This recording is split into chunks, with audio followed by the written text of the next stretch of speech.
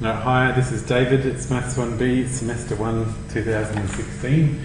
And I've had a request to talk about finding asymptotes with curve sketching, so that's what I'm going to do first.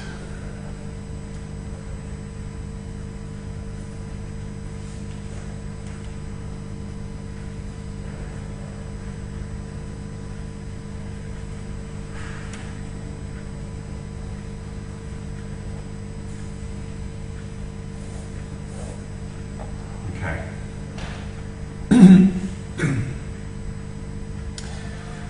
Alright, so when you look at the lecture notes for curve sketching in Maths 1B, they have this big list of things to do. So there's find the x-intercepts and the y-intercepts.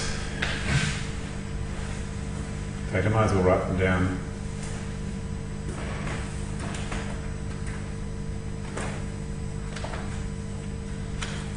So let's find x-intercepts and the y-intercepts. There's find the critical points.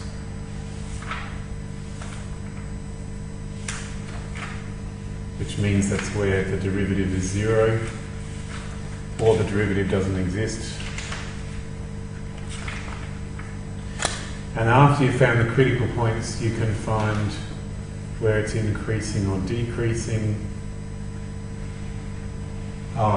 And not just x-intercept and y-intercept, but also where the function doesn't exist. You can find where it's increasing and decreasing. So these two bits go together because you find the critical points and then you'll do sign diagrams to see whether the derivative is positive or negative. And then you can find where the second derivative is 0, which is normally an inflection point.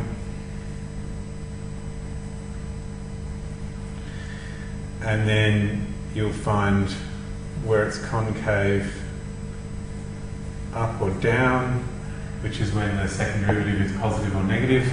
So those bits go together because you can do a sign diagram for double dash. So, sign diagram for y dash and a sign diagram for y double dash. And then there's this last thing on the list which says find, vertical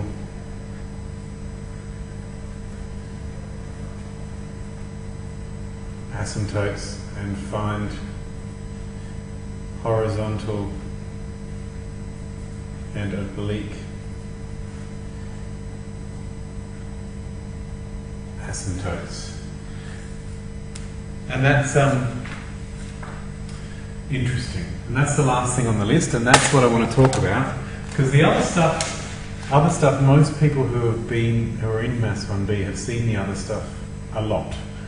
They saw it when they did math studies, they saw it when they did specialist maths, so they've done it a lot already. But it's this thing that's not quite so common, and that's why the person who asked me to do this asked me to do this, and so that's what I'm going to talk about. Nice little bit of a bit of etymology, just to waste some time. This bit here in Greek.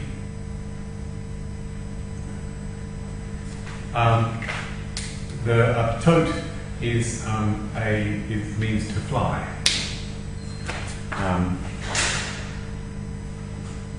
And it's related to the word wing. Like the PT is the same as the PT at the beginning of pterodactyl. Or pteranodon, it means wing. And so tote is the verb version of wing, which means to fly. And this bit means together.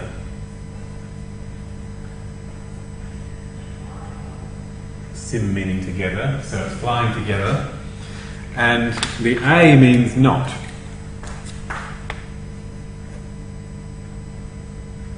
So an asymptote means not flying together, meaning they don't meet. That's what it means. Just, because I think etymology is fun, I just thought it was worth mentioning. Though technically, when you look at it on a graph, it's the opposite of that. The curve and the line get closer and closer together. They fly towards each other, they just never quite get there. And so the asymptote means that they do not fly together quite. Okay, there you go, that's just fun. Right. So, when you're finding asymptotes,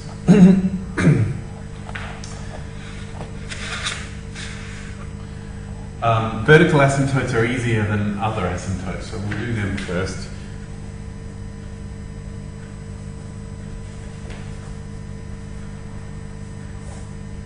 So a vertical asymptote is a vertical line that your function, as the x gets closer and closer to where that vertical line is, the function gets closer and closer to that line as well. And in essence, it actually goes upwards or downwards forever at that spot. And the way to do them is to find when the function isn't defined, because it's not usually defined at that point. So find where y doesn't exist, which usually means when the denominator is 0. But there are some other times, so for example when ln 0, for example, doesn't exist and tan of pi on 2 doesn't exist. But usually when the denominator is equal to 0 is the classic place where it is. And then what you want to do is you want to see what happens as you get closer to that spot from either side. So do the limit as y goes to that spot from below, and the limit as y goes to that spot from above. So that's what you want to do. And that's so that you can tell whether it goes up or down. You know, so if it goes or down, close to the asymptote. That's the goal of doing the limit on either side. And so one of the reasons you would have a focus on asymptotes in Maths 1B is because there's a big focus on limits in Maths 1B, and the reason that's there is because the fundamental definition of limits and derivatives and everything is about limits. So, yeah. So for example, f of x equals 2 minus x over 5 plus 2x. So that's your classic rational function, and we can find our vertical asymptotes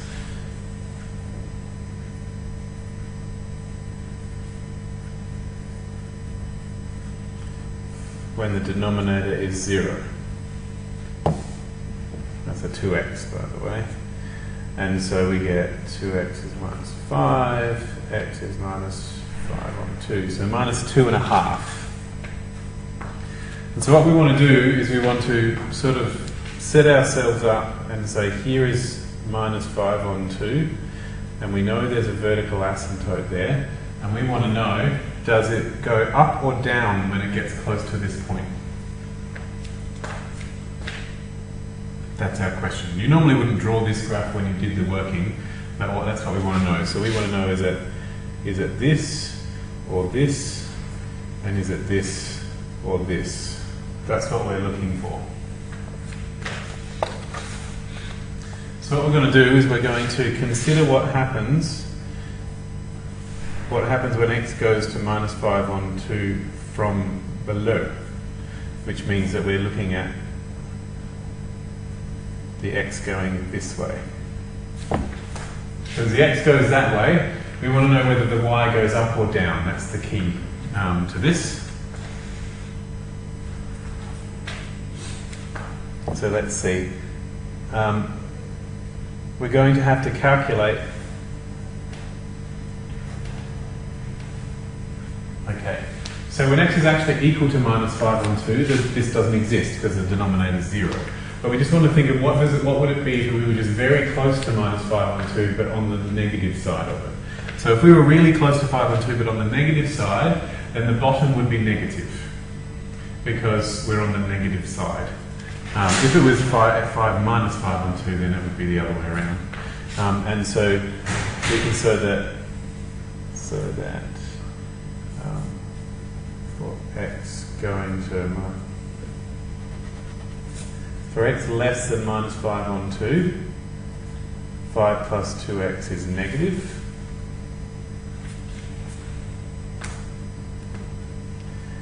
And for x close to minus 5 on 2, 2 minus x is approximately equal to 2 minus 5 on 2, which is positive. So basically, if you can't sub it in technically, you just say whether it's positive or negative. If you can sub it in and it doesn't come out to 0, then you just sort of sub it in. And so what I'm going to get is that y is a positive number on the top divided by a negative number on the bottom, and so I get a negative number overall.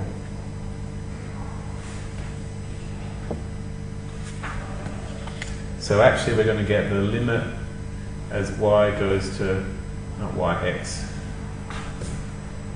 goes to minus 5 on 2 from below of 2 minus x, 5 plus 2x is going to be, well, negative infinity. You're not technically supposed to write equals negative infinity because a limit can't be equal to infinity because infinity is not a number. That's why I put the inverted commas in. And so that's telling me that on that side, it's going down. So actually it turns out to be this one that I'm interested in. It turns out to be this, green, let's do it in green. It turns out to be that one. Because it's going downwards as x goes towards minus 5 on 2.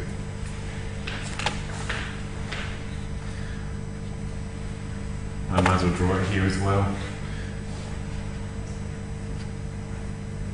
Goes like that. Alright. Now we'll consider what it does from the other side. 5 on 2 from the positive side. So again, my diagram, let's put a big line there. My diagram is that there's minus 5 on 2 and my x is coming in from here. So it's the same function, but it's worth doing it all again. So for x greater than minus 5 on 2, the 5 plus 2x will be positive this time. And if x is close to minus 5 on 2, then 2 minus x will be still approximately equal to this, which is still positive. And so my y will now be, is the top is positive and the bottom is positive, and so when you divide two positive numbers you still get a positive number.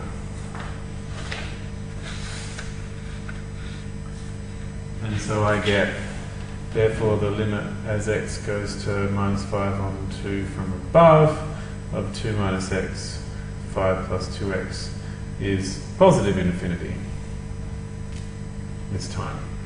So my graph actually goes more like, as it comes in from above, it goes up.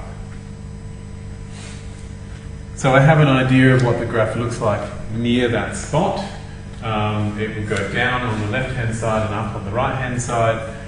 And if I had already drawn in my turning points and my intercepts, I would have a better chance of knowing actually what it does elsewhere. But that's what it does at that spot.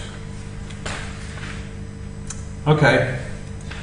So the other thing to do is that that's great, and all vertical asymptotes do that. You have to be really quite careful when there's two places where there's vertical asymptotes on the bottom, because you'll need to break it into pieces and say, well, I'm just going to do another one.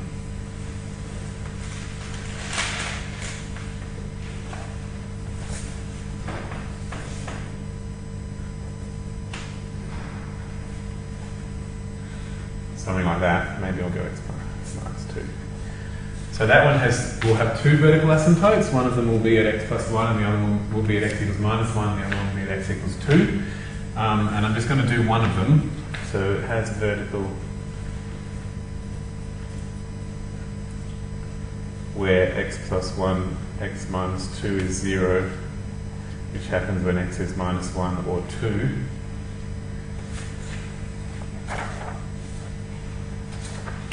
And you just have to be a bit careful when you just do one of them. I'm just going to do one, so, you know, so for x equals minus 1,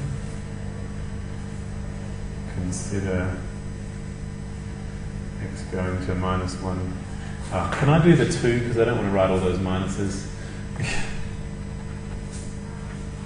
Consider x goes to 2 from below, then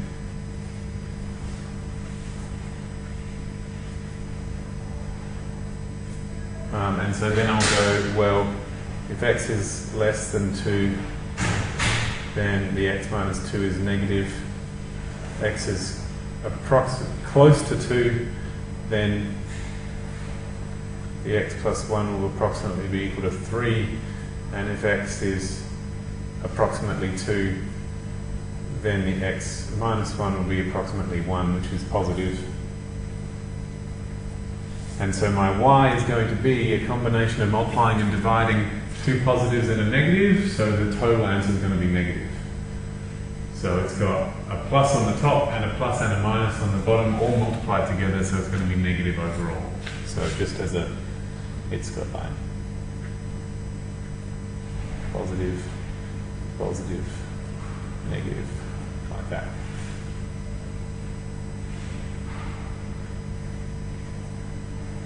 Which is negative. And so from that side, and so the limit as y goes to 2 from below of x minus 1, x plus 1, x minus 2 is minus infinity. And so at this point here, at 2, it's going down. That's the only one. I'm not going to do the rest of it. I was just pointing out that you'll need to consider all three pieces if you're going to do that. My instinct is that it's probably going to go down. It's going to look like this. It's going to go 2 downs in the middle. Oh crap! It's going to go, 2 of them are both down in the middle. That's my instinct, but I have no idea for sure until we figure it out. But I'm not going to do that yet. Okay. So, that's vertical asymptotes with a couple of the little nuances there. And the other one is to do horizontal oblique asymptotes. And these ones are about not what happens when the function is undefined, but it's about what happens when x is really big and positive or x is really big and negative. So, does the curve approach a line or some other curve as x goes to minus infinity and as x goes to positive infinity? That's the question.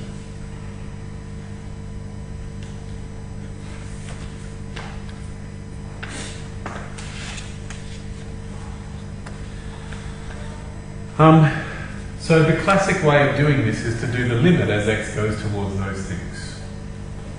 So I warn you that if the answer comes out to infinity, there's more work to do. So, yeah. Let's look at this graph.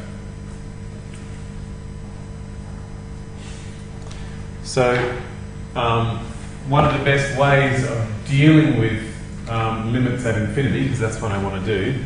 So the right hand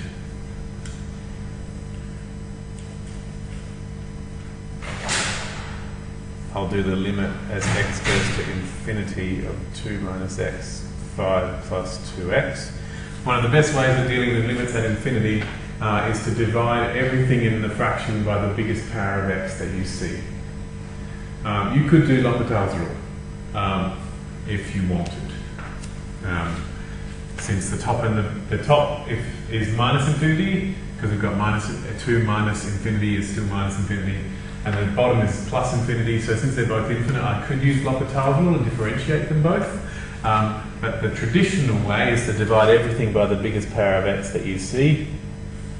Because we know that x is a really big number, we know it's not 0, so we're allowed to divide by it.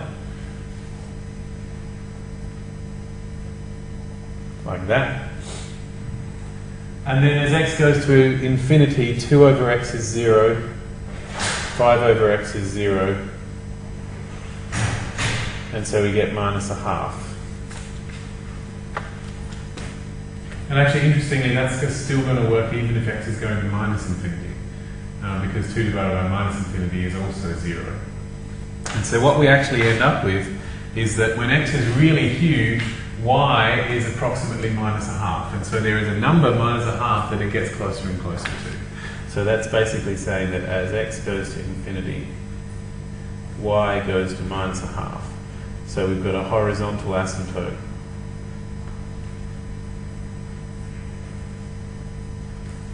Of y is minus a half.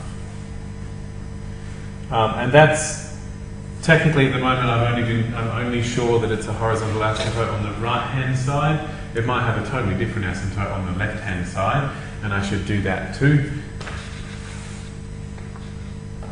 But just to make sure I've got my picture right, here's y equals minus a half. And it's going towards this line. Now I do have a problem. I need to know whether it's going towards this line from above the line or below the line, and the quickest way of telling that is to just pick a big number for x. So when x is large, we have that y, e.g. x equals, say, 1,000. We have that y is 2 minus 1,000 over 5 plus 2 times 1,000, which is, according to my calculator,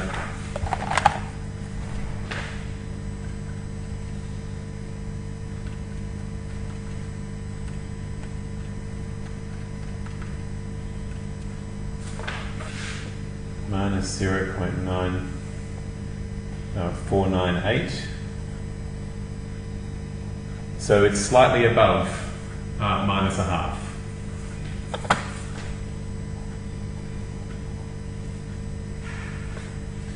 So approaches y equals minus a half from above.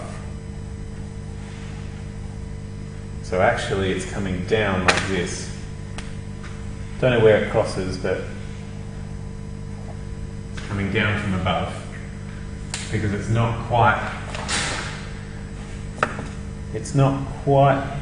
down far enough to be below.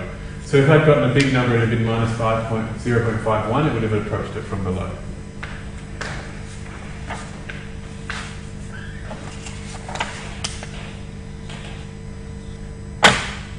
So actually what's going to happen is when I go for y equals minus infinity, it's going to end up approaching it from below. Just to point out that one, so my left-hand asymptote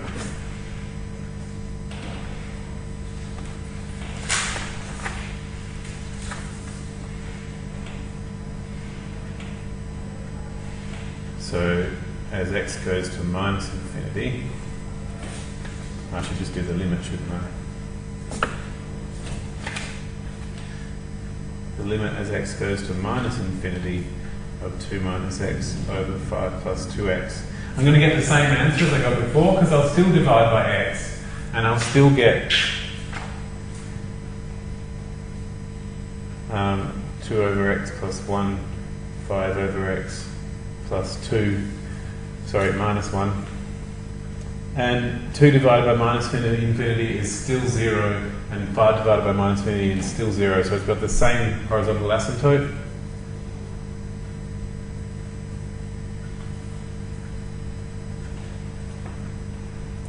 But this time, when x is large and negative,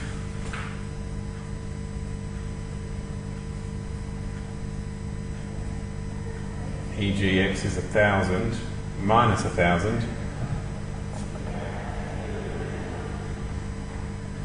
I get y is equal to 2 minus 1,000 over 5 minus 2 like 2 times minus 1,000, so I get 1,002 divided by, and this time it's minus 5.01, which is further down, sorry, not 5.01. Put too many zeros on there. Minus 0.502. So it's slightly below minus a half. It's even further down, which is less than minus a half. So approaches from below.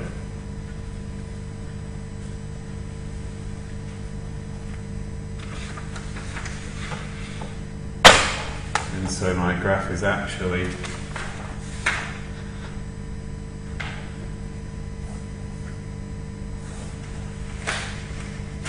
there's my minus a half. It actually comes up towards the asymptote like that. Okay. So the thing is that when you do that limit, sometimes it will turn out that it doesn't have a limit, it will be infinity. And then you've got a chance of it having an oblique asymptote, which means that it's got it going towards a line, but it's slanted as opposed to flat. And then there's only one way of really doing it. There is another way, but it takes forever. So, okay, but what if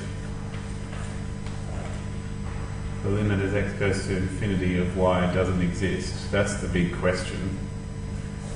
And then you usually get an oblique asymptote. And so it's easiest to just do it with an example, which I'm going to pull out now. What if I've got my function is 3x squared on x take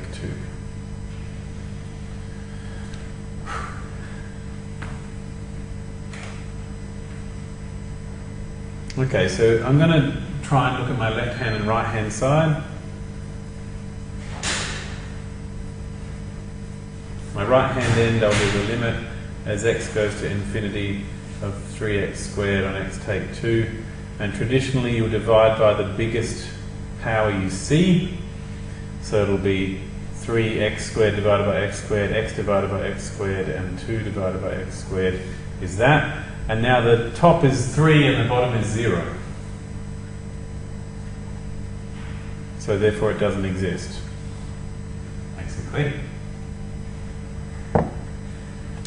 So that means that it either goes up to plus infinity or down to minus infinity, depending on whether the top and bottom are positive or negative. In this case, the top is positive and the bottom is also positive, and so it's actually plus infinity. But you can go to plus infinity and get really close to a line.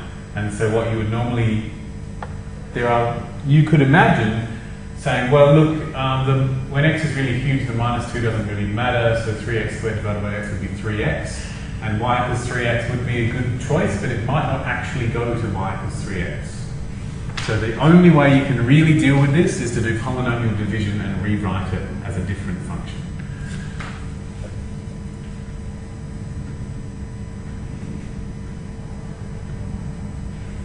If it was like 3e to the x over x minus 2, I don't think we had the slightest hope of it having an asymptote anyway, so it's probably only polynomials in which you're going to see this happen. So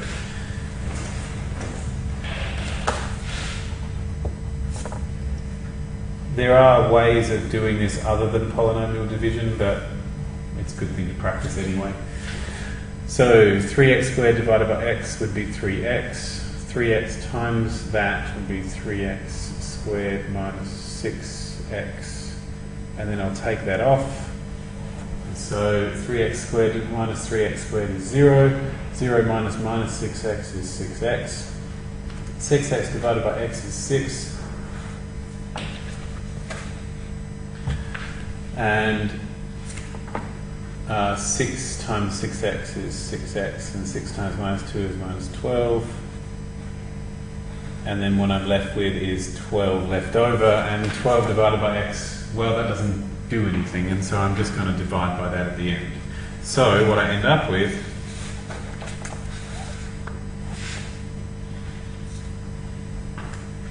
is that 3x squared over x minus 2, which is my function, is actually, so this is the answer from the division here, 3x plus 6. And the bit left over is 12. And so I get that, 12 over x minus 2.